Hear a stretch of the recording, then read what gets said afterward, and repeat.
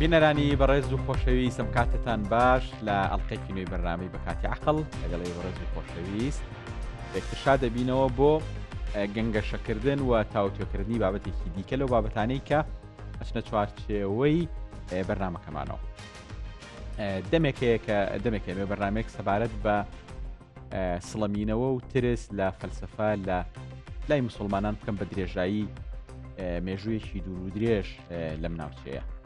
دیارە فەلسەفە یەکێکە لە بەرهەمەکانی هزر و عەقڵی مرۆیی. ترسان لە فەلسەفە ترسانە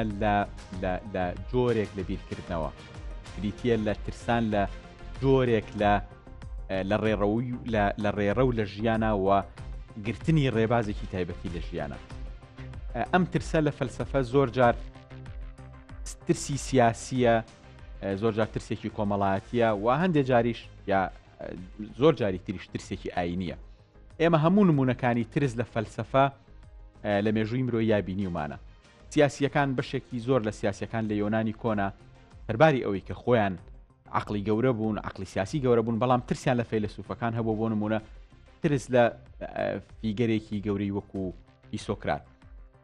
لە ژیانی کۆمەڵایەتیە لە سەدەکانی ناوەڕاستا بەشێک لە ئەوروپایە ترس لە فەیلسوفە گەورەکان هەبووە. لە تاریخی ئیسلامیشا بە هەموو جۆرەکانی ترسی کۆمەڵایەتی، ترسی دەسەڵات، هەروەها ترسی هی خەڵکی عوام و ئەوانش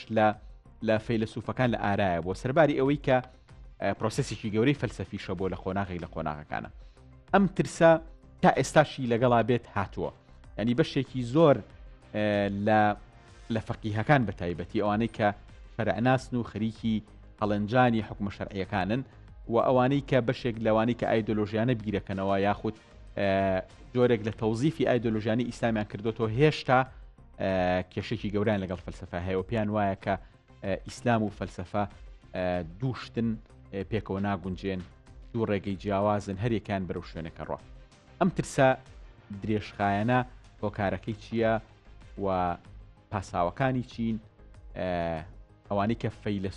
بە فەیلسوف دانێن، فەیلسوفی مسلمان بۆچی ئەبێ ترسێکی وەستەمینەوەی وا هەبێ لە هەمبەریانە؟ ئایا ئەم ترسە ترسێکی حەقیقیە و ئەوانە بەو شێوەیە مەترسیدارن یاخود ئەم ترسە ترسێکی بێپاسا و ترسێکی غیر مبررە وەکو عەرە بەڵێ. بۆ قسەکردن لەسەر ئەمە و بۆ گفتوگۆیەکی تێر و تەسەل و هەروەها ئەوەی کە شیاوە لەم بەرنامەی ئێمە میوانداری دوو ئەزیز و خۆشەویستم کردو کە ئەوانیش بەڕێزان مامۆستا هاوژین، مەلا ئامین، هەروەها دکتۆر عیرفان کە لێرە لەگەڵمان. یاخوا بەخێر بێت مامۆستایانی ئەزیزم. هەردووکتان وەکو مامۆساموان بەڕاستیە، مامۆساژین مامۆسام بۆ فەرق نییە. ئەوە نازام سەبارەت بە هەڵبژاردننی ئەم تەوەرە چێڵێ مامۆسایە تەوەرێکان دێکەس پێیان وایە کە ڕەنگە تەوەرێک بێ زۆر زیاتر لەوەی کە پێویستە قسەی لەسەر کرابێ ئەوە هێشتا تەوەرێکە زۆر لەگەڵمانە هەنووکەیە تەوەرێک هەنووکەیە کە پێویستە قسەی لەسەر بکەین. ڕاستیات سەرەتا ڕێز و خۆشەویستیمانێ بۆ جەنابتو بۆ بە ڕێزانی کە ماندووە بن پێمانەوە دەستخۆشیان لێکین و بە ناوی خوا ئێمە ئەچینە ناو مۆزوعەکە. ڕاستیا ئەم بابەتانە جێگەی خۆیەتی باس و خواسی لەسەر بکرێ و هەڵەگرێ بە بەرنمەیەکیش تەواو نەبێ، بەرنمەی تریش هەڵەگرێ، دوو بەرنامە و سێ بەرنامە وەکو زنجیرە بەرنمەی لێبێ ئەگەر بە میوانداری خەڵکی تریش بێ. چونکە فەلسەفە خۆی بۆ خۆی دنیایەکە لە علوم تەنها عیلمێکیش نییە، کۆمەڵی جزئیات و فروعیاتی هەیە. لەبەرەوە من دەستخۆشی لە جەنابتانەکەم کەم بابەتێکی زۆر دەوڵەمەنە و ئەکرا زووتریش قسەی لەسەر کرایە و بێ ڕۆشنبیران و بیرمەندانی ئەم وڵاتی خۆمانە، چونکە ئەمە بەشێکە لە هۆشیاری میلی، هۆشیاری نەتەوەیی، بەشێکە لە بەگەڕخستنی کاری عەقڵ، ئیعمالی عەقڵ، وەیە زەرورە کە ئێمە لەم مەجاالە قسە زۆر بکەین و باس و خواسی زۆر بکرێ و بەشێک بێت لە خوێندن لە وڵاتە. دەستخۆش مامۆستاجان، پێم وایە بێ مامۆستا ئەوەی کە ئێستا قسەی لەسەرەکەینەوە برینێکە کۆنە، بەڵام هێشتا هەر وەکو ئەڵێن هینە، ینی قەتماغی نەبەستۆ و هەر لێ ئەڕوا. ئەتوانین بڵێن بابەتێکی کۆن و تازێ لە هەمان کاتە. ینی ئەو قسەکردنی ئێستا من بەڵگێ لەسەرەوە. ئێستا بۆ منە لە زۆر شوێنی تر لەسەر زەویان مناقەشەیە کە ئەوەی کە ئاین و فەلسەفە بێ کۆگونجن ڕەنگە زۆر مەتروح نەبێ، بەس لە دنیا ئیسلامی هێشتا پرسیارێکی تازەیە وایە وانە. بێگومان کاکە یاسین، سوپاس بۆ جەنابەت، سوپاس بۆ کەناڵی زووم، سوپاس بۆ بینەرانی بەڕێز کە تەماشامانەکەن. زۆر سپاس. سوپاس بۆ جەنابی مامۆستا خۆشحاڵم کە لە خزمەتیە. بێگومانە و پرسیارێکە کە کۆن نابێ و هەمیشە زیندوێتی خۆی ڕاگرتووە لە ڕاستیە. بە تەسەوەری من ینی کێشە بنەڕەتیەکە پەیوەندی بە ئەو سروشتە ڕەخنەیەی فەلسەفەوە هەیە. بە درێژایی مێژوو لەگەڵ عەقڵی باو، لەگەڵ بیر و باوەڕی باو، لەگەڵ دۆخی باوە، فەلسەفە کێشەی هەبووە لە بەرەوەی پرسیاری دروست کردووە، لە بەرەوەی گومانی خستوەتە سەر ئەو بیر و باوەڕە باوانە، ئەو قەناعەتە باوانی کە هەن. طبعاً زۆر جار لەناو بە تایبەت مەسەرەن کۆمەلگا ترادیسیۆناڵ و تەقلیدیەکانی ڕۆژهەڵاتە و بە شێوەیەکی زۆر سەرەکیە توان بڵێ بە جیهانیش بە شێوەیەکی گشتی وا بووە، بەڵام بە تایبەتی باس لە دنیای ئیسلام و کۆمەلگای ئیسلامی بکەین. ئەم بیر و باوەڕە باوانە زۆر جار پشتیان بە تێگەیشتنێک بە جۆرێک لە تەفسیر بە تەسەورێکی تایبەتی لەبارەی ئاینەوە بەستووە. بۆیە هەمیشە ئەو گومانانە، ئەو ڕەخنانە، ئەو پرسیارانەی کە فەلسەفە دروستی کردووە لەسەر ئەو عەقڵیەتە باوە، لەسەر ئەو دۆخە باوە، لەسەر ئەو شێوە تێگەیشتنە باوە، بووەتە سەبەبی ئەوەی کە بنەوەی نەوەکان وا تەفسیر بکرێت کە ئەمە دژایەتی یا ناکۆکی فەلسەفەیە لەگەڵ خودی ئەو جەوهەرە حەقیقیە، لەگەڵ خودی دین خۆی. بۆیە هەمیشە بەڕاستی بە درێژایی مێژوو ئێمە چەندین وێستگەی ناکۆکی سەخت و توندمان هەیە، ئەگەرچی لە هەندێک حاڵەتە نەوعی تەبایی، نەوعی لێک نزیک بوونەوە، نەوعێک لە سازشیش هەیە لە بینی فەلسەفە و دینا بە شێوەیەکی گشتی و ئیسلامە بە شێوەیەکی تایبەت ئەگەر لەسەر کۆمەلگای ئیسلامیەکان قسە بکەین. بەڵام ئارێشەیەکە لە زۆر ڕۆوە قسە هەڵەگرێ لە ڕاستیە. بەڵێ دەست خۆش مامۆستا گیان دێمەوە لای مامۆستا دکتۆریش دکتۆر عیرفان فایق ئەمێ پرسیارێک لێ بکەم. طبعاً ئێمە لە ئیسلامە علمی کەلاممان هەیە لەگەڵ فەلسەفەیە، ینی ئەو علمی کەلام تا ئەندازێک سەرەتا جۆرێک لە تەسامح هەیە لە بەرامبەر و دێ و حتا کۆتاییەکانی ڕوخانیهی ئیمپراتۆرەتی عوسمانی ئەوانش تا ئەندازێک هەر جێگای خۆی هەیە، هەرچەند متەکەلیمی نەدەخن. بەس فەلسەفە مەشاکلی گەورە لەگەڵ فەلسەفە. جیاوازی ئەو دوانە چییە؟ ئەگەر بە کورتی و بە پوختی بۆ ماڕوونکەیتەوە بۆی بزانین کێشەکە لە چیا، چونکە تقریباً علمی کەلامیش ینی متەکەلیمینیش زۆر لە فەیلسوفەکان نزیکنەوە. لە ڕاستیا علمی کەلامیش هەر مەبناکە و بیناکردنی هەر لەسەر ئەساسی عەقڵە، بەڵام لە مڕەبعی سفرۆ دەست پێ ناکە، لە مستەلەماتۆ دەست پێکە. بۆ نمونە کەسێک ئیمانی بە وەحی هەیە، ئیمانی بە وجودی خوا هەیە، ئیمانی بە ڕیسالەت و بە مەعاد هەیە، اینجا وەکو دێت بە دەلیلی عەقڵی و نەقڵی پشتیوانی فکری خۆیەکە. بەڵام فەلسەفە هەر لە سفرۆ دەست پێکە، ئیشەکە لە شکوک بە شکوک گومان یەکسەر پرسیاری لەسەر دروستەکە کە ئەڵێ پێغەمبەرایەتی کە باسی وجود دەکرێت، باسی حیات دەکرێت، هەر لە ڕێوە یەکسەر بە گومان و بەڕەخنەوە لەگەڵ شتەکان معاملەکە، واتە لە خاڵی سفر و خەڵکی فەیلسوف دەست پێیەکە. بەڵام علمی کەلام و متەکەلیمین کەسێکە کە لە مستەلەمات و شتەکە وجودی هێشتێکی مستەلەمە، شتێکە کە ئیمان و عەقیدەیەکە، اینجا بەڵگای هێنێتەوە بۆ فکرەکەی خۆی، بۆ باوەڕەکەی خۆی، بۆ پشتیوانیکردنی هەر بە عەقڵ و بە نەقڵ. لەبەرەوە فەرقیان ئەوەیە. فەلسەفە لە خاڵی سفرۆ دەست پێکە، بە ڕەخنەگرتن و بەشی خستن و گومانکردن لە شتەکە، یاوەکو بە پرسیار دروستکردن بۆ ئیسپاتکردنی شتەکە. بەڵام علمی کەلام مستەلەماتە و نەتیجەشی مەزمونە، بەڵام نەتیجەی فەلسەفە مەزمون نییە. ئەتوانین بڵین لە علمی کەلامە هەوڵە درێت پێدراوە عەقڵیەکان لەگەڵ ئەوەی کە لە نەقڵا هاتووە، لە قورئانە هاتووە، لە ئیسلام هاتووە بگونجێنرێن، بەس فەلسەفە گوێ نایبەوە، ئەگاتە سەر ئەوەی کە نەتیجەیەک هەبێ مقنیع بێ، نەتیجەیەک ببێ مقنیع نەبێ بۆ کەسی کە خۆی پێوە خەری کردووە یا چاوەڕێی جواب وەڵامێک. بەڵام لە کەلامە نەتیجەیەکی مەزمون هەیە، شتێکی قەناعەت پێکەر هەیە، ئیسپات هەیە، بە عەقڵ و بە نەقڵ شتەکە ئەگاتە نەتیجەیەک. بەڵام شەر نییە لە فەلسەفە بیشگاتە نەتیجە. ئەتوانین بڵین دیارترین گروپی هی متەکەلیمین معتەزیلەن ڕەنگە ئیخوانە سەفاش وایە بەڵێ مەدرسەی معتەزیلە یەکەم مەدرسە بوون کە بینای ئیشەکانیان لە بە عەقڵ کرد حتا عەقڵیان خستە پێش نەقڵ بەڵێ ئەمە دەنگ و قسەی زۆری لەسەر دروست بوو بۆچوونی زۆر لەسەر دروست بوو بۆیە مەدرسەی تر دروست بوون لە دوای معتەزیلەکان هەرچە معتەزیلەکان فێری فەلسەفە بوون بۆ نەک بۆەوەی کەوا ببنە فەلاسیفۆ یا بەشێک بوون لە فەلسەفە بۆ ئەوەی کە دیفاع لە عەقیدە و دین بکرێ لە بەرامبەر فەیلسوف و بەرامبەر بە فەلاسیفەی فەلسەفەکانە بەڵام مەدرسەی ئەشعەری کە لەناو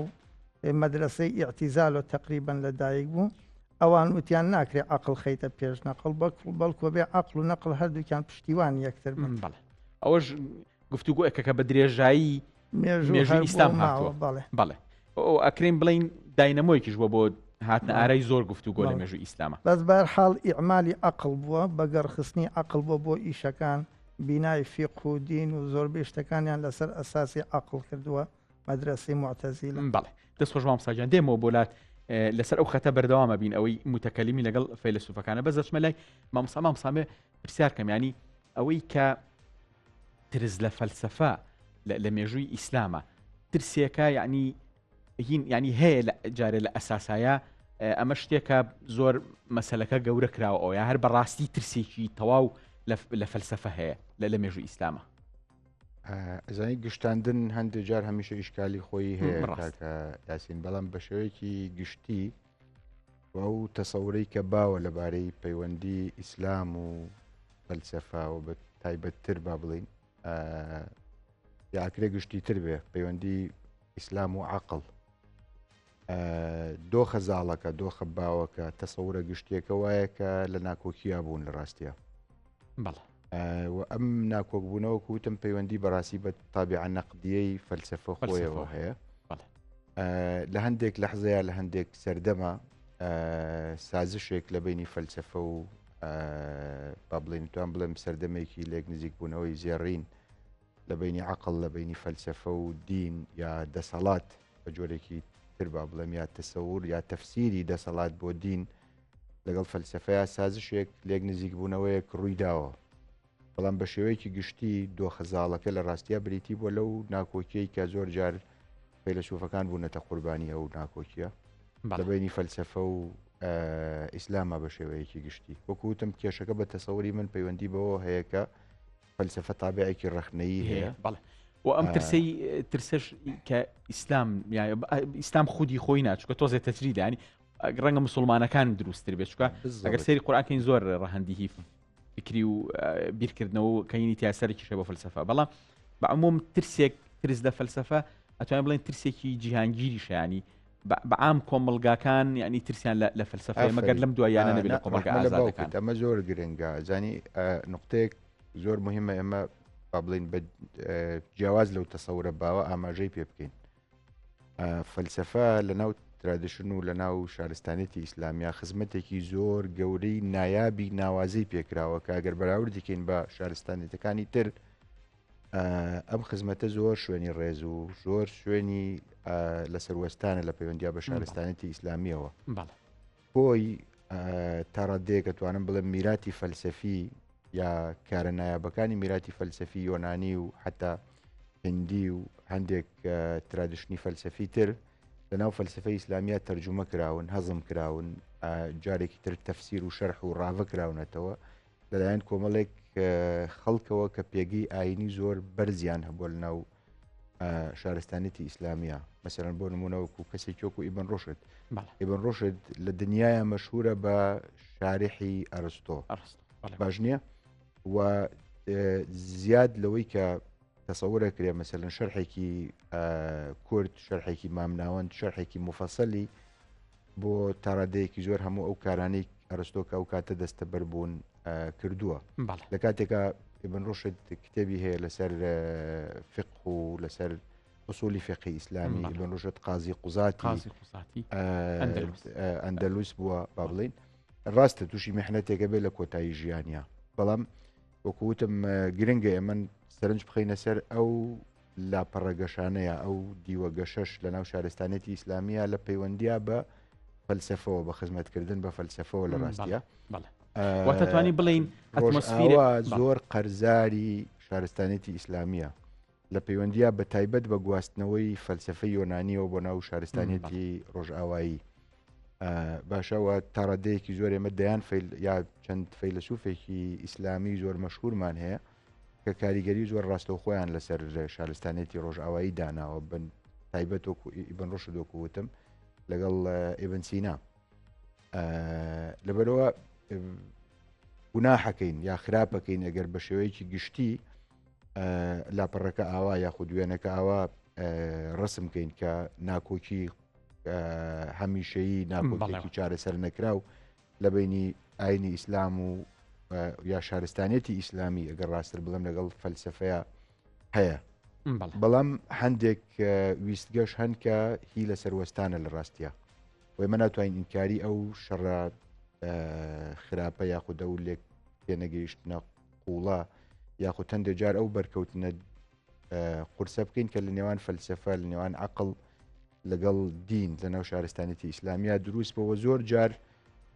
گرنگەوەیە یا با بڵم هەستیار و مەترسیدارەکە ئەوەیە کە ئەم میراتەیە گەشتووە بە ئێمە و بە جێرۆ لە جۆرەکانە دۆخی ئێمە تایە ئەژین دۆخی بە میراتگرتنی ئەو ململانەیەیە ئەگەر قسە لەسەر لەحزەی ئێستامان بکەین قسەکانم درێژەی نەکێشابێ قسە لەسەر لەحزەی ئێستامان بکەین بە تەسەوری من ئەو شتە مەترسیدارە و ئەو شتە گرنگە قسەی لەسەر بکەین کە ئێمە ئێستا میراتگیری ئەو شەڕین نەک میراتگیری ئەو لەحزانەی تەوایی لە بینی فەلسفە و لەحزانش کەم نییە بێگومان فکراتی زۆر هەن کە فەیلسوفەکان بە ئازادانە ئیشیان کردوانی ئێمە ئاگامان بڵین لە ئیبن ڕۆشد لە بەس لە پاڵ ئیبن ڕۆژدا بۆ نمونە فارابیمان هەیە ئیبن سینامانە کیندیمانە ئیشی خۆیان کردووە و ئیشەکانیان بە ئاشکرا ڕۆشت و هەندێکیان جگە لەوەی ئیشی خۆیان کردووە لە ژێر سایەی لە ژێر چاودێری لە ژێر هاوکاری لە ژێر پشتیوانی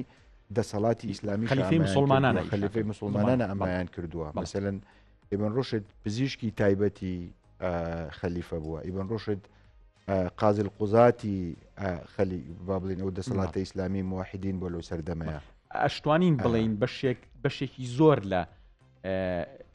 یینەکان لایەنە ڕۆشنەکان دەستکەوتەکانی هی ژیاری ئیسلامی بەشێکی گەڕێتەوە بۆی کە خەلیفەکانی مسلمانە ئەمیرەکان ئەم فەیلسوفەم بیرکەرە و گەورانیان لە نزیکی خۆیان داناوە بێگومان دەست خۆش مامۆستاجان کەواتە وێنەکە هەر شەڕ نییە مامۆستا وێنەکە ینی یەکتر ئاوێزان بوونی تایە ئەگەر ئیبن ڕۆشد تووشی مەحنەت بووە بێگومان لە خۆر ئاواشە بۆن کەسی و سوکرات جار خوارد کراوە و بەعام بە شێوەیەکی گشتی لە خۆر ئاواشە هەتاوەکو درەنگانێکی سەدەی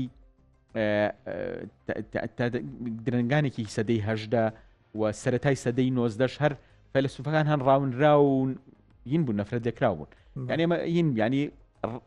ئەبێ پرسیارەکە بکەم ینی ئەگەر ترسێکە بێ لە فەلسفە لە مێژوەیە کە هەیە ڕەبتی بە ئیسلامەوە هەیە کە ئەترسێ لە بیرکردنەوەی ئازاد و لەوەی کە فەلسفە شتێک بڵێ لەگەڵ حەقیقەتەکانیان نەگونجیا ڕەبتی بە بیرکردنەوەی تەسکیهی بڕێک لە مسلمانان یا قۆناغێکی هی مسلمانان کە ڕەنگە ترس بەسەریان نەزاڵ بێ لەمڕۆ ڕەبتی بە جەوهری ئیسلامەوە هەیە مسلمانان ڕاستیا خۆی ئیسلام وەکو دین ناترسێت لە بڵین هیچ ئەفکار و ئارا و ئەوانە ئیسلام خۆی وەکو مامۆساژینی شارەتی پێکرد چۆن لە ژووری چاودێریان نەخۆشێکی تر ئەمرێک کارەبای لێدی ڕایە سڵەکێنی ئیسلام وەکو دین کە منهەجێک و وەحیێکی سەماویە بۆ هاتووە ئینسان عەقڵی ئینسان ڕاچڵەکێنێ وە کارەبای لێ بدەی بۆی بەگەڕکەوێ ڕێگەی خۆی بدۆزێتەوە بکەوێتە کار خزمەت بکە ناکرێ عەقڵی ئینسان بوەستەیە بێ ئینسان دایمەن لە بیرکردنەوە بێ ئەفەلا تاقیلون ئەفەلا تەشعورون ئەفەلا تەتەفەکەڕون ئەمانە ئاەتەکانی قورئانن کە ئینسان وا لێکن عەقڵی بەگەڕ بخە کەواتە دین وەکو خۆی وەکوی ئیسلام ئەتوانین بڵێ ئیسلام خۆی بیرکردنەوەیە ئیعمالی عەقڵە بەگەڕ خستنی عەقڵە بۆ بیرکردنەوە بۆ پرسیارکردن بۆ گەڕان بە شوێن مەسائیل و حەقایقی وجودە لەبەرەوە ناکری وەکو دین ئەمە یەک دوو هەم من پێم وایە بڵین بەریەککەوتن هەیە نەوەکو ترس یا بڵین دژایەتی هەیە دژایەتی و بەریەکەوتن چونکە کەلیمەی تر شتێکە کە زۆر جار تۆ لە شتێکی باشتر لە خۆت بترسی بێتە بەدیلی تۆ لە کاتێکە ئیسلام کە ئەوترێ دینێکی کامڵە ترسی نیە لە هیچ ئەفکار و ئاڕای بێتوانین بڵین بەریەککەوتن لەگەڵ ڕوئیای ئەو خەڵکانە لەگەڵ خوێندنەوە ڕافەکارانی ئەم منهەجانە ئەکرێ موسڵمانان خۆیان وەکو خۆیان کە ڕاوەی فەلسەفەیان کردووە یا ڕاوەی علمی کەلام یا ئیعمالی عەقڵ بە شێوەیەکی گشتی قسەیان لەسەر کردووە. بۆ نمونە فوقەها ئێمە گەر تەقسیم بەندیەکی شتەکە بکەین کۆمەڵێ مەدرسە هەن لە ناو ئیسلامە کە دروست بوون لە ژێر سێبەری قورئان و حەدیثە، بۆ نمونە مەدرسەی فوقەها، ئەمانە بەشێکیان بەریەکەوتنیان بووە لەگەڵ فەلسەفا. یەکێ لەوانە ئیمامی شافعی هەر لە کاتێکا کە معتەزیلە وەکو مەدرسەیە دەرکەوتن لە فەرمایشتێکە لە قسەیەکی ئەڵێ لەو تەلقى الله بكل الذنوب خير من أن تلقاه بعلم الكلام. یا شتێکی لەو مەفهومەیە. قسەکە لەوەیە چونکەوان پیان وایە كل العلوم سوى القرآن والحديث مشغلة، بۆ اعتیبارە پیان وایە مەشغەڵەتە ئینسان خۆی مەشغوڵ بکا بە هەر شتێکی ترۆ لە کاتێکە پاشخانێکی گەورەی دەوڵەمەنی وەکو قورئان و حەدیثت لە بەردەسایە. فوقەها وەکو ئیمامی سیوطی، وەکو ئیمامی نەوەوی، وەکو فوقەهای حەنابیلە، ئەوانە دژ بوون بە مەوزوعی فەلسەفە و کەلام. هەرچەند هەندێک ئەڵێن دژبوونەکەیان بەوە بووە کاتی عەقڵ پێشی نەقڵ بخەی. ئەگنا متەئەخیرینی فوقەها بەعەکسەوە نەبوون. هەر لە وڵاتی خۆمانە وەکو مامۆستا مەلا عەبدولکەریمی مودەڕیس، وەکو مەداریسەکانی کوردەواری، حتا لە ناو فارسا لە ناو عەرەبا مەدرسەی بۆچی معتەزیلە خاوەنی فقه نین؟ بۆ لەبەرەوەی هەمویان تابعی مەدرسەی ئیمامی حەنەفی بوون کە مەدرسەی عەقڵ بووە، کە بینای فقی حەنەفی لەسەر ئەساسی عەقڵ کراوە. بۆیە بینی گشتیان لە فقه تابعی مەذهبی حەنەفی. بەڵام فوقەها متەقەدیمینی فوقەها دژی فەلسەفە و کەلام بوون، لەبەرەوەیان پێویست ناکا خۆتی پێوە مەشغوڵکەی کە قورئان و حەدیثەیە. بەڵام متەئەخیرینیان کردویانە بە بناغەیەک بە بەشێک لە ئەساس بۆ دانانی فقهەکانیان. مامۆستا عەبدولکەریمی مودەڕیس، بووطی، مەداریسەکانی وڵاتی کوردەواری خۆمان، مەدرسەی ئەحناف، هەتا متەئەخیرینی شافعی بەعام بە شێوەیەکی گشتی بناغەی فقهیان لەسەر ئەساسێکی عەقلی و فەلسەفی کردووە. اینجایتە سەر مەدرسەی تەسەوف. مەدرسەی تەسەوفیش نەوعەما ئەوانیش دژایەتی و بەریەکەوتنێکیان بووە لەگەڵ فەلسەفا. بۆ نمونەوەتانێ مەولانای ڕۆمی لە دەفتەری یەکیا لە لاپەڕە 104 ئاڵێ پای ئیستیدلالیان چووبین بووە، پای چووبینیان خود بێتەمکین بووە. ئەڵێ ئەوانەی کە بۆ جاوان عیرفانەکان عوڕەفایە عاریفین دژی عەقلی جوزئی بوون. عەقلی جوزئیەوەیە کە بۆ هەموو شتێک تۆ داوای بەڵگە بکەیت. ئەگینا بڕۆیان بە عەقلی کولی بووە کە تەجەلیاتی لەخوا وەرگرتووە، پیان وایە هەموو مەوجودات، هەموو مەخلوق گشتی معلوم لە تەجەلیاتی ئیلاهی وەرەگرێ. ئەوە عەقلی کولی ئەوان دژنین بۆ لایەنە فەلسەفی و عەقلی، بەڵام دژن بە عەقلی جوزئی کە بۆ هەموو شتێک داوای بەڵگە بکەیت. یا مەولەویە فەرمێت دەی هەڵدە مەذهب فەلسەفەی خیداج ئیمان بیانەوە قیسەی میعراج. لە باسی میعراج هەڵێ واز بێنە لە مەذهەبی فەلسەفی فەلاسیفە، چونکە هەندێک شتەیە کە تۆ بۆ هەموو شتێک داوای بەڵگە بکەی نایگەیتێ. ئەوەتانێ هەندێک لە عوڕەفا سەیرەکەی دژی ئەوەن کە بە نیسبەیەک دژایەتیان لەگەڵ فەلاسیفە هەیە. لەبەری مفرەداتی هەموو شتەکان ناکرێت داوای بەڵگەی بۆ بکەیت. لەو لاوە دێنە سەر مەذهەبی محەدیثین. مەدرسەی محەدیثین بە شێوەیەکی عمومی ئەوان دژی فەلسەفە. پیان وایە بە هیچ شێوەیەک فەلسەفە عیلمێکی حرامە، عیلمێکی عەبەسە، هیچ پێویست نییە. هەتاوەکو ئەم مەداریسە فیکریە تونڕەویانەی لەم ئاخیرا پەیا بوون کە لە مەدرسەی وەهابیەت و محەممەدی کوڕی عەبدولوەهاب و هەندێک لە بۆچوونەکانی ئیمام ئیبن تەیمیە لەوە کە هەندێک ئەفکار و ئاڕا وەرگیراوە. هەتا عالمی ئیسلامی لە دوای ڕووخاندنی عوسمانیەکان و کە مەدرسەی عیلمی کەلامی ژۆکە ئیشارەتی پێکرد جەنابتان بەرەو کاڵبوونەوە ڕۆیی بە بۆنەی هاتنەکایی ئەمانە بە شێوەیەکی تند و زبر و ئەوە و مەداریسی عەقلی بەعام بە شێوەیەکی زۆر بەربڵاو بەرەو کاڵبوونەوە و ئەوە ڕۆیشت. بۆیە بینی زۆربەی مەشاکیلەکانی عالەمی ئیسلامی فتوای ئەملا و ئەولا بیناکراوەتە سەر مەدرسەی حەدیث. بۆیە بینی زۆر کێشە و ناڕەحەتی دروستە بێت. ناسراون، ینی زۆر ناسراون بۆی کە زۆر مەدرسەی تایبەتی کوردێکی خۆمانی ئیبن سەلاحی شارەزووری تاکات زۆر سەلاحی شارەزووری ئاخیر مۆر کە لە مردنی فەلسەفە لە دنیای ئێمە بزڕاحی شارە زووری شارە زوری فەیلسوفی گەورە شیتیا شێخ شەهابەدینی ئیشارە زووری هین شێخ بین ناوی چی بوو شارە زووری ئەوەی فەیلسوفەکەمان ئاخرێ بەهین ئامۆستا محەممەدی شارە زووری کە شارحی سوهرەوەردێ ئاخر دێوانە لە عورەفا و عارفین ئیبن عەرەبی مامۆستا مەلا باقری بالک ڕەزا و ڕەحمەتی خوای لێبێ کە لە ڕۆژهەڵاتی ناوەڕاستە بووە مەدارسەکانی نەقشبەندی هەتا ماخیرێش شەرح مواقف یعنی شەرح مواقف یەکێکە لە دەرسەکانی حوجرە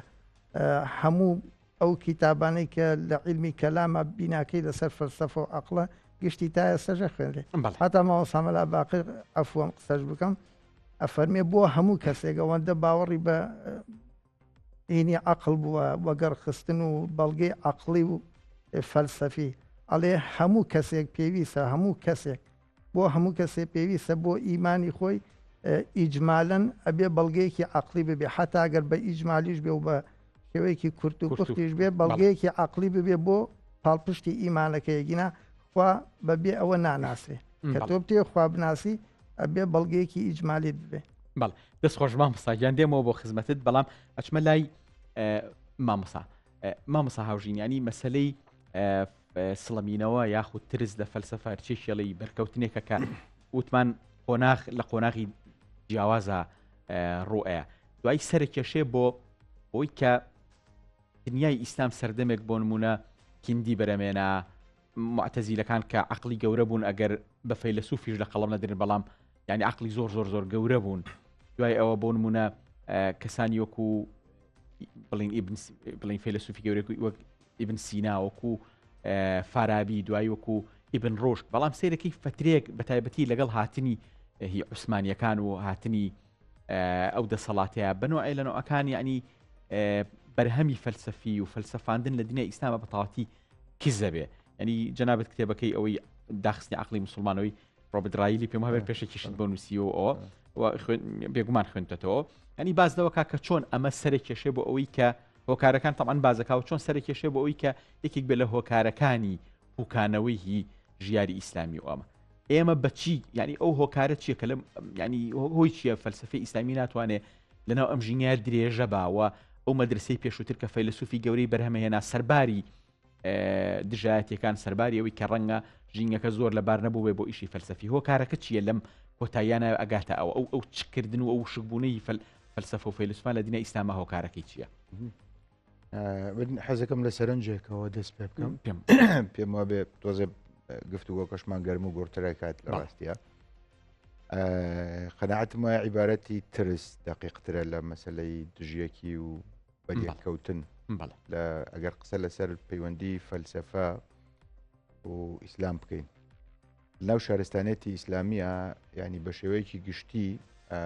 هەندێک کەس لەبارەی ئیمامی غەزالیەوە ئەمە ئەڵێن کە فەلسەفەی قوددا بەڵام نەیتوانی هەڵی بێنێتەوە لە ڕاستە بن قەناعەتم وایە بە فەیلسوف خۆی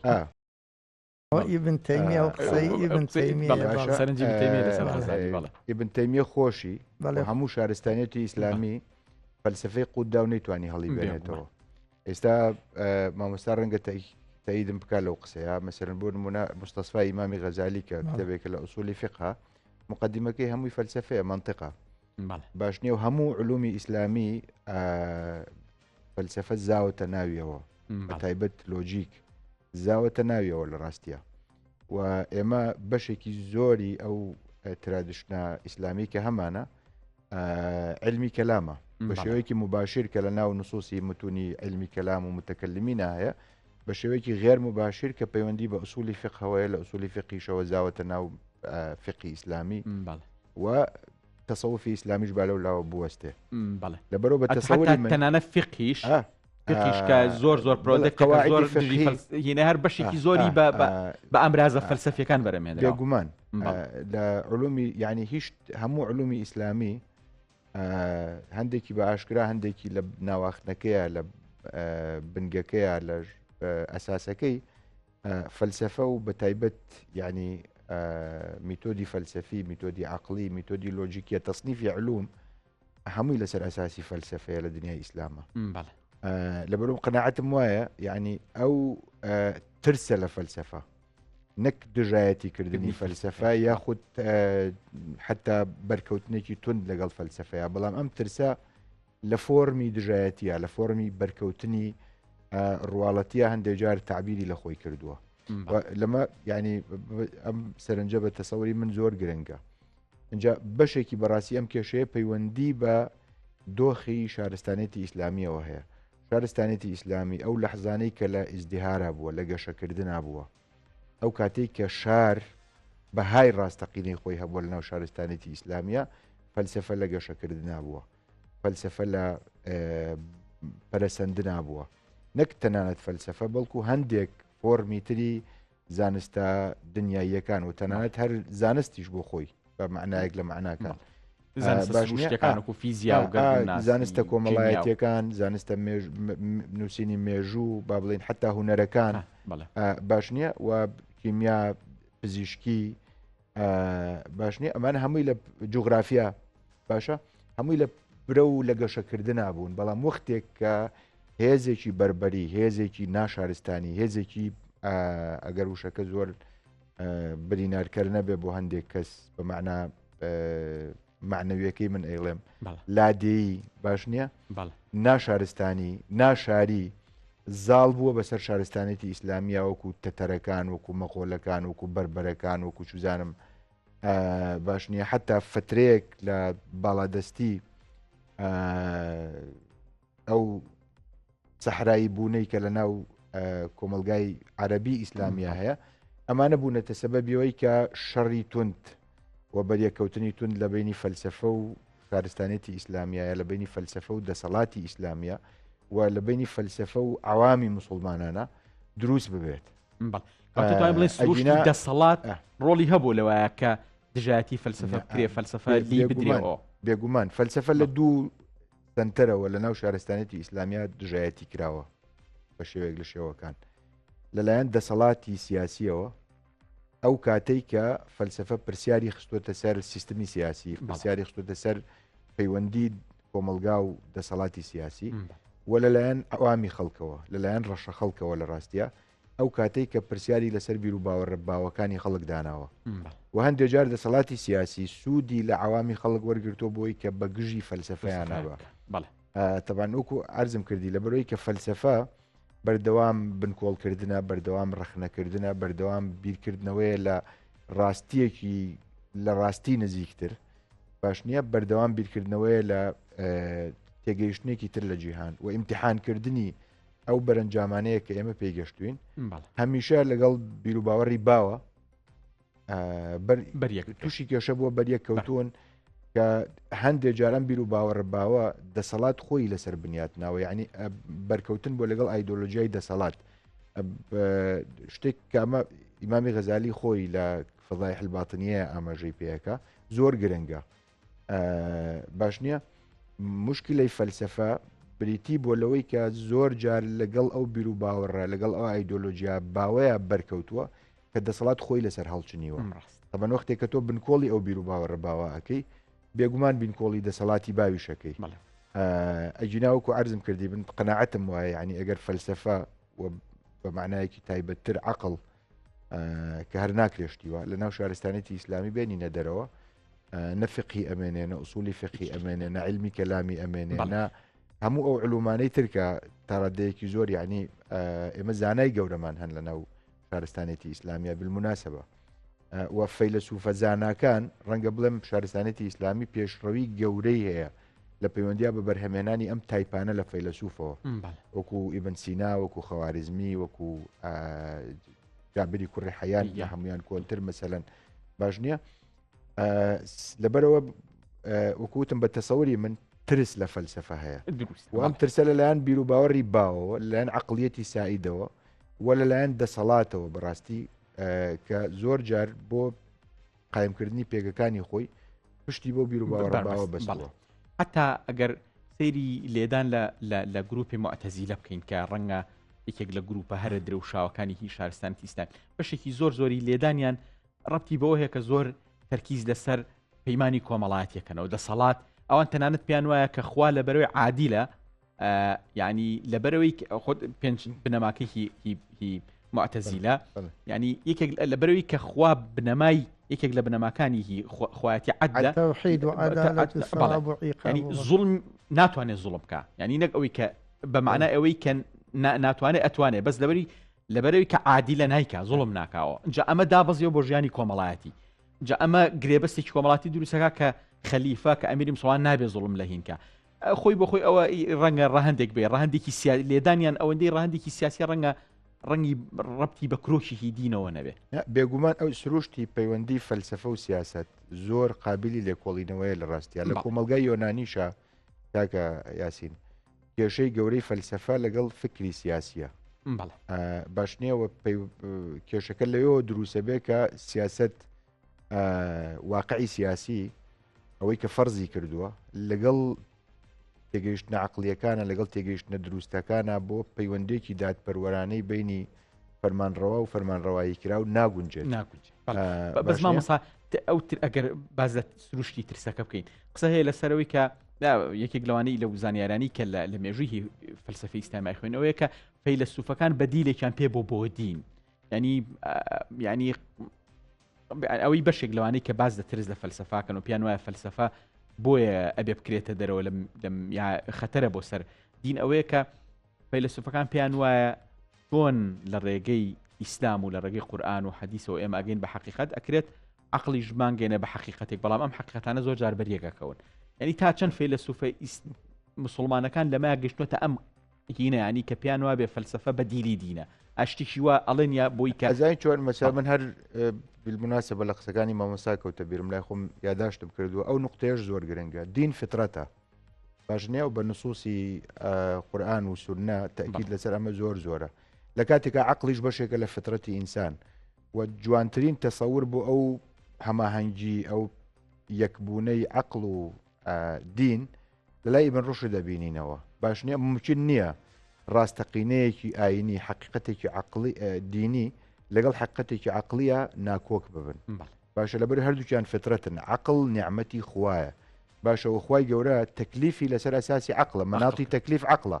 باشنی خوا بۆچی شێت موسا لە ناکە لە بەروی عەقلی نییە ئەو هەمان ئەو دەرەنجامەیە کە ئیبن توفەیل لە حەی بن یەقزانە پێگا بۆی کە ئەگەر کەسێ بخەینە ناو دوورگەیەکەوە دینیش پێغەمەریشی نەدینی بێ و دینیشی بۆ نەچوو بێ هەمان ئەگاتەوە ئیسینتاجە ئەخلاقی و عەقلی و وینانە کە دەدینێناوێت بێگومان مشکلەکە لەکوێ دروسە بە یەک نقطەیە کە زۆر گرنگە ترکیزکردنە سەری حەقائیقی عەقلی یەقینین قابلی تەویل نین حەقائیقی دینی یا حقائقی نصی حقائقی لغوی باش نییە مفهومی لغوی قابلی تەویلە ئێمە کۆبە لە نصوصمان هەیە کە یەقینی ثبوتن بەڵام ظنی و دەلالن کۆمەڵە نصوصمان هەیە کە ظنی و ثبوتن ظنی و دەلالەشن باش نییە نصوصی قەطعی و دەلالەمان تقریبا ئەتوانم بڵێم تا ڕادێک بەپێی لۆجیک یا تەسەوری مۆدێرن بەتایبەت بۆ زمان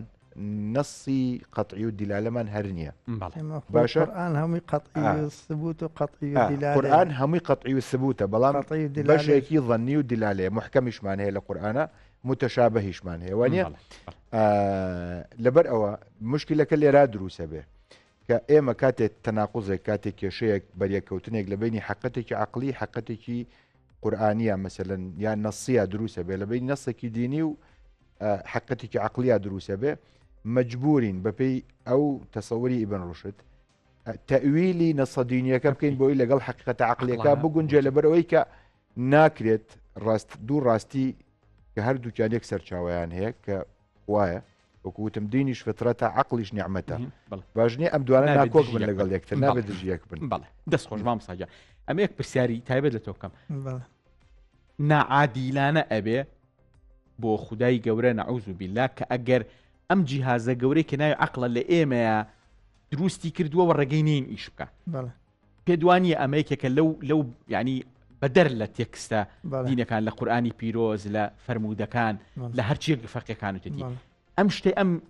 جیهازە کە بەشێکی سنتەرەکەی وا بازەکرێکە لە مێشکایە تاوان ئێستا تازەترین توێژنەوەڵە لە دڵی شاسەنتەرێکی مێشکێکی بیرکردنەوە هەیە بەڵام لە قورئان ئاماژە بەوە هەیە کە باز لە قلب أواناكاو لا يفقهون لا يفقهون لهم قلوب لا يفقهون بها بالفعل بس هنا قسەکە لەسەرەوەی ئەکری ئەم جیهازە یا ئەم مێشکە کە تقریبا 3 کیلۆ 600 پێم وابێ ئەوە 3 کیلۆ 600 غرامە ینی بە ناحەق کردوێتە مێشکی ئێمەوە و کردوێتە جستی ئێمەوە لە کاتێکە ئەگەر حقیقەتەکان بۆ نمونە ئەو حقیقەتانەی کە هەن سابت بن ئێمە ئەکرێ هەموو کۆمەلگای بەشەری لەسەر یەک ڕێڕەوە بڕوە بەردەوامیش دووبارە بێتەوە ئەو بەس عقلەکە گۆڕانکارێکە دروستەکە ئایا پێدوانی ئەمە بەڵگەیەکی بای ئەوەیە کە ئەبێ ینی ئەوانەی کە دژاتی فەلسەفاکەن بە ناوی دین و بە ناوی ئیسلامەوە بیر لەمە بکەنەوە کە ناکرێت ینی ئەمە لەگەڵ مەبدەئی عەدالەتی خوایە ناگونجە بەتاکید لەگەڵ عەدالەتی خوایە ناگونجێ چونکە میان وەکو عەرزم کردی بیدایەت دین یا قورئان یا وەحی وەکو کارەبایە کە عەقڵی ئینسان ڕائەسڵەکێنێ کە کار بکە ئیش بکە لەمایانی ئیسلام قسەیەکیان هەیە ئەڵێن عەقلیش پێغەمبەرێکە ینی سیرکەوە احترام لە عەقڵی وتراوە عەقلیش پێغەمبەرێکە ینی خوای تەعالا دوو پێغەمبەری ناردووە بۆ ئینسانیە یەکێکیان ئەو پێغەمبەرانن کە وەحیان پێدراوە یەکێکیان ئەو عەقلەیە کە لەناو بەشەرایە ینی ئەویش خۆی بۆ خۆی پێغەمبەرێکە وەکو تۆ فەرموود ئەگەر کەسێک لە دورگەیەک بەجێ بێڵی خۆی بە عەقڵی خۆی وردە وردەگاتە کۆمەڵشتی ئەخلاقیات و بیرکردنەوە لە هەندێشت و هەتا گەلگامش کاتی خۆی کە ئەوترێ فکری شەرق هەتا ئەوترێ کە فکری غەرب و فەلسەفەی غەربی ژەگەڕێتەوە بۆ ئەسڵەکەی گەڕێتەوە بۆ شەرق فیساغۆس و فلاتونوانە هاتوونەتە بابل و هاتوونەتە میسر و وەکو کارەبایە ڕاچڵەکیون کە ئەو فەلسەفە لەوێ دروست بووە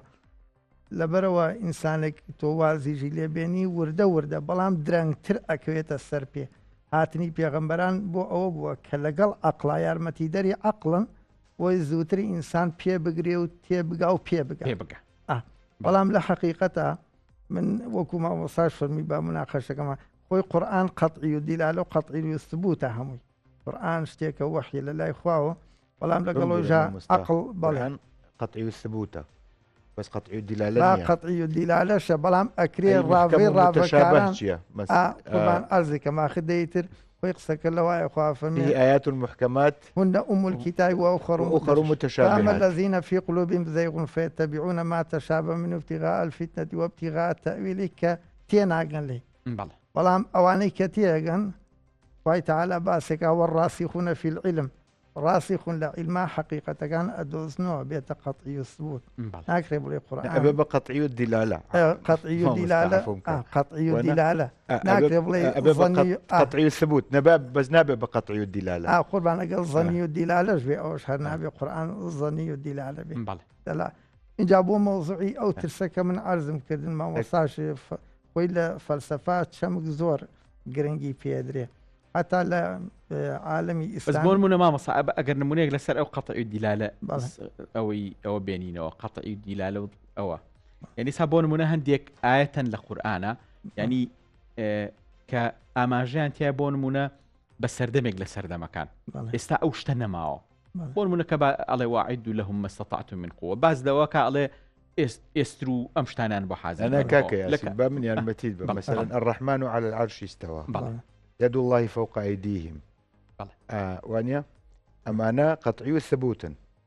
بلام ظني قال القرآن أفهم فاسألوا أهل الذكر بلام ظني والدلالة نعم هوي كما تصورنا كم لا عفوا كما مستوى بمبوريت يعني رنجا وكولا فلتي لسان به أو يفرمي أجينا باورنا كم لناو علماء إسلامه هيج كسيكبه وتبيتي كقرآن هر هموي قطعي والثبوت قطعي والدلالة همويان متفقا لسروي كقرآن هر هموي قطعي والثبوت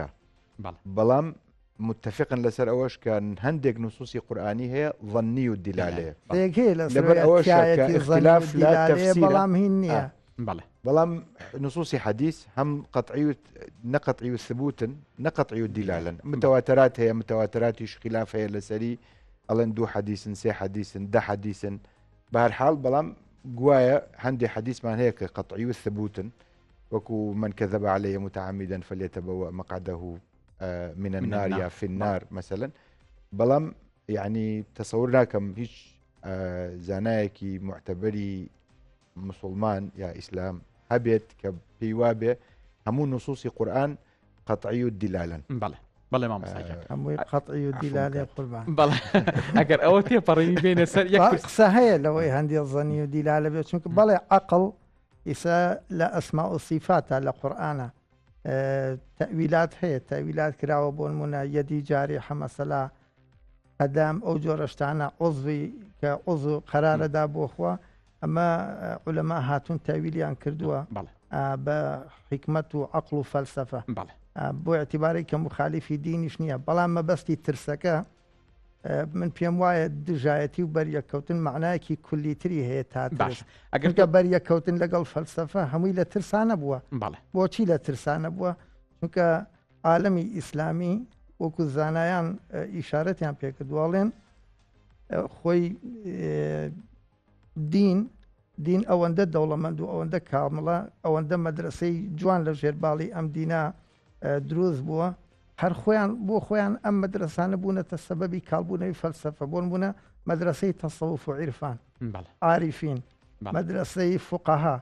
مەدرسەی ئەشعەری ماتوریدی ئەمانە خۆیان بۆ خۆیان وایان کردووە هەر وجودی خۆیان بوونیەی ئەم مەدرسانە خۆی بۆ خۆی وای کردووە کە خەڵک هەست بکات کە ئەو ضرورەتە نییە پەنابردن بە فکرێکی فەلسەفی بۆیە خۆی بۆ خۆی ئەمە سەبەب بووە بۆ کاڵوە ئیسە مەدرسەی مەشائی و ئیشراقیمانەیە مەدرسەی مەشاییکی ڕابرایەتیەکە ئیبن سینە مەدرسەی ئیشراقیکی ڕابرایەتیەکە سوورەوەردی لەگەڵەوە دەستێکی بەقوەتی فەلسەفی لە پشت بووە چونکە مەدرسەی تەسەوف و عیرفان عارفین یا مەدرسەی فقه یا مەدرسەی حەدیث یا بڵین ماتوریدی و ئەشعەری کە هەر بینایان لەسەر عەقڵ و فەلسەفە و نەقڵ بووە ئەوەندە دەوڵەمەند بوون خەڵک وای هەست کردووە کە پێویستت بە فەلسەفە نەبێت لەبەرەوەی ئەوان نیانتوانی وەکو پێویست ئەتوانی بڵێنەوە لە خۆر ئاواش دیسانەوە ئەو شەڕە لە بینی دوو ئاراسی فەلسەفیان ڕۆیە هەرچەند تا ئێساش بەردەوامە بەس خۆی کاکەیاسین لەبەرەوەی ئەو نقطە زۆر گرنگە بەڕاستی پێم خۆش هەر وە ڕوخسەتمان بی لەگەڵ مامۆستا هەرچەند کاتمان مەسەلەن بۆ نمونە کەلیمەی قورئ لە قورئانە باش نییە یەک معنای هەیە بەڵام ئیجتیهادی تیاکراوە مامۆستا ئایا قورئ معنای حەیزە یا معنای هەندێڵێن حەیزان دێگەڵێن کەواتە ظەنی و دیلالەیە باش نییە مەسەلەن والديان شتيتر فاقطعوا أيديهما يعني أمش يدا باشنية لشوين كانت لآستيكا قطعي والدلالة لآستيكا ظني والدلالة وأمش واي كردوا خلافي فقهي وهم تفسير دروز تفسيرات جواز تصورات جواز دروز ببه يعني تصورنا كم هيك وكو عرزم كردي قماني كبير لسر أويكا بۆش ئێمە لە هەندێک نصوصی قورئانیا پێویستمان بە تەویلە باش نییە نصوصی قورئانی هەندێکی ظەنی و دیلالەیە لەبەر ئەوەی کە مشتەرەکی لەفظی هەیە لە لوغەیە لەبەر ئەوەی کە مەجاز هەیە لە لوغەیە لەبەر ئەوەی کە تیل نیشان هەیە لە لوغەیە لەبەرەوەی کینایە هەیە ئیستیعارە هەیە ئەو بەرنامێکی ترەگەڕێم بۆ بەسەر ئەو مناقەشەیەکی چاکە بابەتێکتان نابێەوە بەرنامی ترەتان بەڵێ بەس ئەمێ مامۆستا کاتم تقریبا زۆر کەمەوە ئەمێ یەک پرسیار لەسەر این بکەم لەسەر ئێستا یعنی هەرچەند سەردەمەکە سەردەمی کرانەوەیکی زۆرە دەستڕاگەیشتنە بە سەرچاوی جیاواز بەڵام خەڵکانێکە هێشتاش پێیان وایە کە ئەبێ فەلسەفە کەس کتێبی فەلسەفی نەخوێنێتەوە بانگشتێکی لەو بابەتە هەیە و نابێت توخنی فەلسەفە بکەون توخنی کتێبە فەلسەفیەکان کەون لەم سەردەمە تازەیە ئیمکانی شتی وا هەیە لە ڕاستیا ئەوەی کە بەریەکەوتنی گەورە لەگەڵ فەلسەفە و دنیای فەلسەفە چییە مۆزوعی ئیلاهیاتەکەیەتی چونکە هەموو شتێک عەقڵ دەرکی ناکە عەقڵ سنوورێکی مەحدودی هەیە غەیبیات و ئیلاهیات و مەسەلا باسی مەعاد و هەندێشت پێ ناچێ عەقڵ بتوانێت دەرکی بکە لەبەرەوەی بۆیە عورەفا و عاریفین وتیانە کاکە ئێمە لەگەڵ عەقڵی جزیانین کە فەلاسیفە بەکارێن بۆ هەموو شتێ داوای ئیستیدلالەکەن ئەوە دانیشتنە لەسەر پوش وەکو مەولانا ئەڵێ بەڵام تۆفیق طەویل هەیە کە مفەکیر و بیرمەند و فەیلسوفێکی دنیای عەرەبیە ئەو پێی وایە ئەڵێ ئەسڵەن دین دوو هەڵە هەیە یەکێکیان دین و فەلسەفە نەهاتون بۆی سیراع بێ لە بینیانە بەڵکو دین خۆی پاڵپشتی فەلسەفە و عەقڵە بۆ کارکردن ئەمە یەک دووە هەم هەندێک پێیان وایە فەلسەفە بەرەو ئیلحاد دەبا ئەوەش نییە چونکە زۆر فەیلسوفن باوەڕدار بوون هەر یاکوبی کە قەشەیەکی گەورەی دنیای مەسیحی و فەیلسوفێکی گەورەیە ئەویش هەڕەئی وایە ئەڵێ ئەسڵەن فەلسەفە دژی دین نییە بۆ لەبەرەوەی ئەوە ڕوئیای ئەو خەڵکانەیە چونکە چەندین فەیلسوفەیە لەژێر پەردە و سێبەری فەلسەفا خوای دۆزیوەتە و دینی دۆزیوەتە. من کاتم زۆر کەم ئەمە یەک پرسیالەکەم بە تەحدیدی بۆ ئەوانەی کە مولتەزی من بە دینەوە بە تایبەتی بە ئیسلامەوە چۆن مامەڵە لەگەڵ فەلسەفا بکەن کتێبێکی فەلسەفا بینن لێی ڕاکەن یا ئاسایی بێ هەر جۆرە فەلسفێک دێتە بەردەستیان بە عەقڵێکی کراوە بیخوێنن مامەڵەی لەگەڵا بکەن و لە عەقڵی خۆیان نەترسن ینی چۆنە ئینسان دوو سێ مەرج پێویستە بۆ یەکەمی ئینسان مؤهل بێ مؤهلێکی عیلمی بێ بۆ خوێندنەوەی خۆی بتوانە و قودرەتی بێنەوەکو هەر ئەلا بەسیرەتین ئینسان بچێتە ناو بازارەکە اینجا وەکو شجاعەتی تیا بێ نەترسێ اینجا وەکو مقارنە بکات لەگەڵ ئەو کتێبانە نەکە چوە ناو ئەو کتێبە هەندێک پرسیاری بۆ دروست بوو ئیتر نەڕوا بە شوێنە و بۆ وەڵامەکان چونکە ئێمە قسمی ئیلاهیاتەکەی نەبێت کە پێویستە ئینسان بگەڕێتەوە بۆ عیلمی کەلام و ئەو عیلمە عەقلی کە عولەمای ئیسلام دایاناوە ئەسڵەن شتێکی ئاساییە زانایانی ئیسلام و تویانە شتێکی ئاساییە کتوبی فەلسەفە شتێک نییە مەترسی لەسەر حاڵی مسلمان دروستکە ئەگەر مؤهل تەئهیلی عیلمی بێت. بەڵێ دەست خۆشما مەساگیان زۆر سپاس دەکەم وەکو دو پێویستە بخوێندرێ بۆی لێ بزانی چیە بەڵێ پێویستە خەڵکێک فەلسەفە و بەتایبەتی ئێستا سەردەمی سانسۆر و قەدەغاکردن عیلمەکان ضرورە بخوێنرێ بۆی تێبگەیت و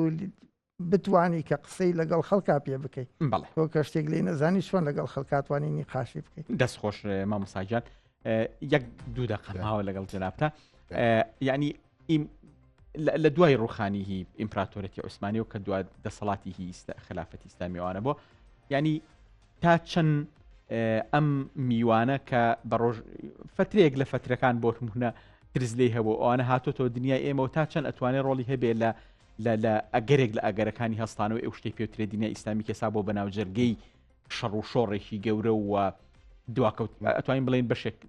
یەکێکە لە دواکەوتوترین بەشەکان لەسەر زەویەوە هیچ ئیمکانێکی بتوانێت بە ژینێک زمینەت تازیەک تەبان دوو نقطە هەبوون گرنگ بوون بەڕاستی ئاماژیان پێ بکەین بەداخەوە زۆر وەکوتم ینی بن ئەوە دووپات دەکەمەوە بەشێکی زۆری مشکلەی دین و فەلسەفە تابع نەقدیەکەی فەلسەفەیە بەس بەشێکی زۆر لەوە گرنگتری کە گرنگە سەرنجمان لەسەری بێ مەوزوعی تەویلە لە ڕاستیە مەساحاتی تەویل لەگەڵ مەساحی ئەو کووتم نوسوسی قەتعی و نوسوسی ظنی باشە تۆ تا کوێ بۆت هەیە تەویل بکەیت مەسەلەن سەلەفیەکان لەگەڵ ئەشاعیرەیە لەگەڵ ماتریدیەکانە لەگەڵ معتەزیلەکانە لەگەڵ هەموو فیرەقی تری ئیسلامیە ئێمە لەو لاوە سەرێکمانەیە پێوترێ ظاهری کە ڕازینیە بە هیچ جۆرە تەویلێک ئەحمەدی حەمبەل کوڕی حەمبەل ئەڵێت کە مەجاز لە قورئانە نییە بە هیچ شێوەیەک باش نییە لەو لاشەوە مەدارسمان هەیە کە مەساحی تەویل فراوانەکە مشکلەکە مەساحی ثابت و متحولە باش ئەوەی کە ئەگۆڕێت ئەوەی کە نەگۆڕە چی و چین لەکوێ ئەوەستین سەبارەت بەم پرسیارە بە تەسەوری من ئەگەر بمانوێ نەمانەوێ ڕاست بیانی بە ئاشکرا دەرچێنرابێ یانە دەرچێنرابێ لە دوای ڕوخانی شارستانێتی ئیسلامی و با بڵین دەوڵەتی عوسمانی و ئەمانە و مردنی پیاوە نەخۆشەکەەوە